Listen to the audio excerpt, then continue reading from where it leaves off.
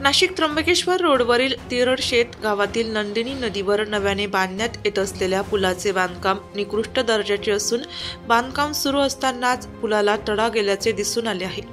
तर या बांधकामात कमी जाडीचे स्टील बार वापरले जात असल्याचा तसेच पुलाच्या दोन्ही बाजूला भराव मजबूत करण्यासाठी डबर किंवा रॅबिट मुरुम टाकणे गरजेचे असतानाही बांधकाम ठेकेदाराकडून या ठिकाणी काळ्या व लाल मातीचा भराव टाकला जात असून या निकृष्ट दर्जाच्या बांधकामामुळे या ठिकाणी भविष्यात जीवितहानी होऊ शकते असा आरोप शिवसेना शिंदे गटाचे झोपडपट्टी कामगार आघाडी जिल्हा अध्यक्ष विवानंद काळे यांनी केला आहे।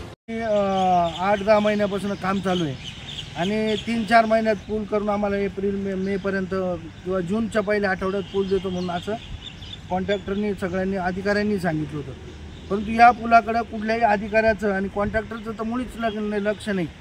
अधिकारी फक्त येऊन त्यांचं काय जे असेल पाकिटं किंवा यांना घेऊन जातात गाडीमध्ये अधिकाऱ्यांना आणि त्यांचं जे काय चिरीमिरी असेल ते करून पुन्हा त्या कामाकडे लक्ष नाही। या कामाची पडदी तुम्हाला दाखवली मी, आता भरलेली पडदी तिला चिरा गेला आहे, जसं समृद्धीला चिरा गेला आहे अशा पद्धतीने चिरा गेलेला आहे। म्हणजे आज नाही पण भविष्यात जीवितहानीसुद्धा होऊ शकते या पुलाहून जाण्यावरती। आणि ज्या पुलाला जे मटेरियल वापरायला पाहिजे, गज वापरायला पाहिजे, बार जे काय आहे ते बार तुम्ही पाहिले 16चे 15चे बार किंवा 14चे बार 10चे बार वापरलेले, अशा पद्धतीने पडदीला सुद्धा 10चे बार वापरलेले। तुम्ही ह्या असं निकृष्ट दर्जाचं काम आहे। आणि जिथं पाहिलं तुम्हाला काळी माती दाखवली, भरतीला कोणी काळी माती लाल माती टाकत नाही, हाड मुरुम लागतो, तो हाड मुरुम सुद्धा त्यांनी टाकलेला नाही।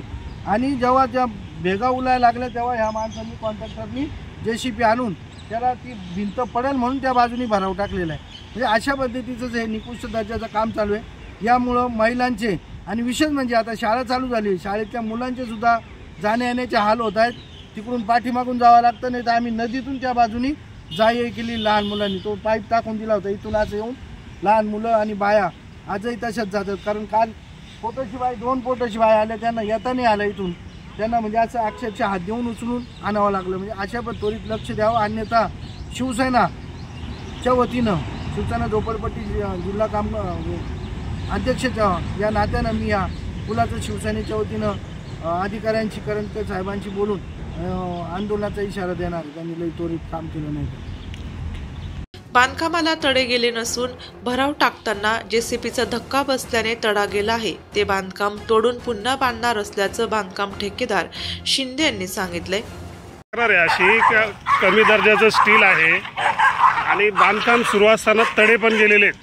कुठे तडे गेला का? हा, इथं तडा गेलेला आहे कोपऱ्यावर। JCB हवारी करताना JCB धक्का लागला त्याला आणि ते तोडून परत करायचे, तडेबडे काहीच गेलेले नाही आणि चुकीचं काम आम्ही आमच्या आयुष्यात केलेलं नाही।